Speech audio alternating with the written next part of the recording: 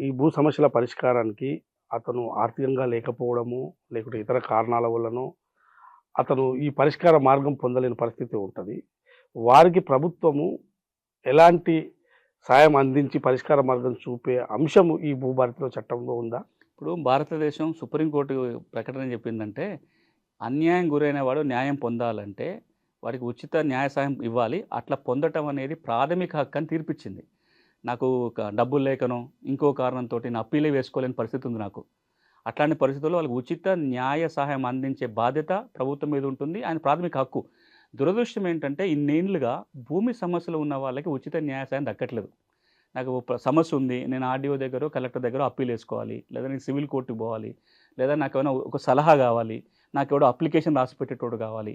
ఇట్లాంటివి ఏమీ దక్కకపోవటం వల్ల ఇబ్బంది పడుతున్న నేపథ్యంలో, దేశంలోనే మొట్టమొదటిసారిగా ఒక భూమి చట్టములో పేదలకి, పేద రైతులకు గానీ, ఎస్సీలకు గానీ, ఎస్టీలకు గానీ, మహిళలకు గానీ ఉచిత న్యాయ సహాయం అందించాలి అని నియమం పెట్టిన చట్టం ఏదైనా ఉంది అంటే భూభారతి చట్టం.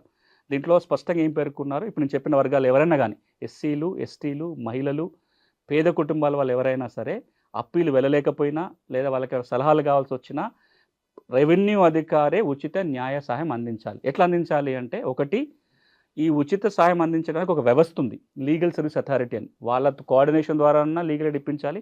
లేదా ఈ ఉమ్మడి ఆంధ్రప్రదేశ్ రాష్ట్రంలో దేశంలో ఎక్కడా లేనట్టుగా పారాలీగల్ వ్యవస్థ తీసుకొచ్చి ప్రతి జిల్లాలో భూమి కేంద్రాలు పెట్టి ఉచిత సహాయం అందించే ఏర్పాటు డిఆర్‌డీఏలో ఉండే సెర్ప్ సంస్థ ద్వారా.